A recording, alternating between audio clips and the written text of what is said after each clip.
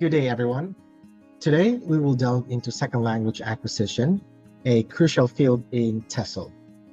Understanding how learners acquire English as a second language will empower you as future educators or English teachers, and also help you develop effective teaching strategies, address learner challenges, and of course, create an inclusive, productive learning environment. So, let's go down to the bottom of the nature of second language acquisition. What exactly is second language acquisition, also known as SLA? Second language acquisition refers to the process by which people learn a language other than their native tongue.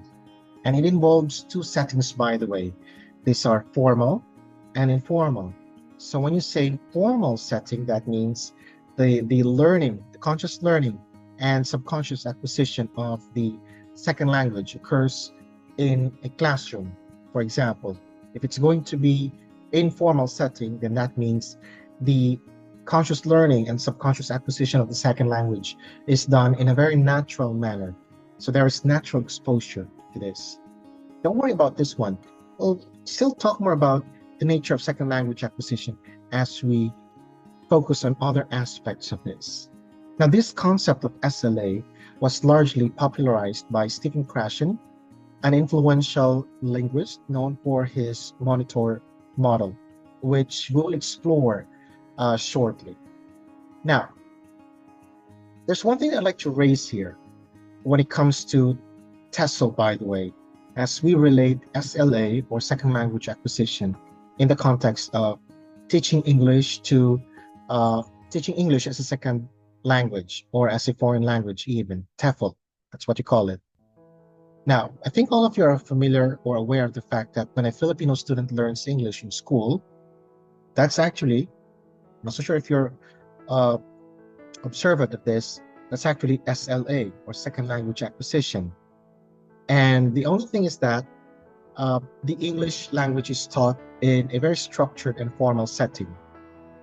But if the student picks up the English phrases or words or even pronunciation of certain words by watching Netflix, for example, and this is without formal instruction, even without the guide of a parent perhaps or supervision of an adult, that's still considered as SLA or second language acquisition. But in this case, it's still acquisition, but it's not structured learning compared to the former, which is the formal setting, where learning and acquiring the English language is done in a structured manner because there's the teacher who provides all the necessary rules through lessons and activities for the student to learn and eventually, and most importantly, acquire the English language. So the key word there then, or the key concept then, for us TESOL teachers is second language acquisition. It's all about acquiring a second language. And in this case, it's acquiring English as a second language. That means when they acquire the English language, they can use this to their advantage in different communication contexts, like speaking, listening, reading, and writing. Now, why is SLA important for TESOL teachers like us? There are three reasons for this. And these three reasons come in the forms of three key points. First key point would be, of course, getting to know insights about SLA would help you understand your learners' needs. And in this case, you can tailor lessons based on your students' SLA stage, whether they're beginners or advanced speakers. It also helps you improve your instruction if you get to know the importance of SLA and the other aspects that are involved in second language acquisition. As English teachers, you have the capability through informed decision when it comes to choosing the right pedagogical approach or methodology in carrying out the lesson and leading your learners to acquire a grammar structure that is part of the English language. And speaking of methodologies, CLT, or communicative language teaching, is one of the mostly or commonly used methodologies for TESOL, by the way, or TEFL. TEFL. These are two different terms. We talked about this one in a different recording, and I hope you can still remember them, by the way.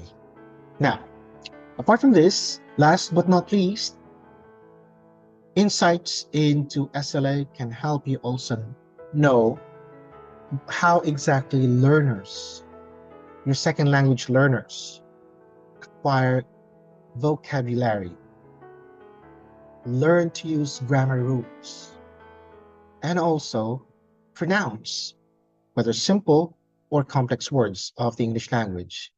And with this, it can help you design activities that can help your learners attain retention focused or retain rather things that you have been teaching them for a while. Therefore, if you teach grammar, especially if you teach grammar rules without context, your students most likely may just memorize them but struggle to use them naturally. But with your insights in SLA, you can be as creative, but at the same time critical in terms of how you're going to tailor a lesson based on the needs of your learners. Now, I'd like to wrap up our focus on SLA with these two guys here, Krashen and Vygotsky. I know some of you probably have heard of their names before, and if you're still not familiar with them, don't worry, you'll get to know them really well, because in our next recorded lecture, we'll dive deeper into the contributions of Stephen Krashen and Lev Vygotsky. They happen to be the two pillars of SLA theory. We'll explore how Krashen's monitor model and Vygotsky's social constructivist approach intersect, and how you can apply their insights, by the way, in your future classrooms. Thank you so much for engaging in today's session, and I look forward to continuing this journey with you in our next discussion. Let me know if you have further questions. You can simply just message me. Thank you for your time, and take good care of yourselves. God bless you.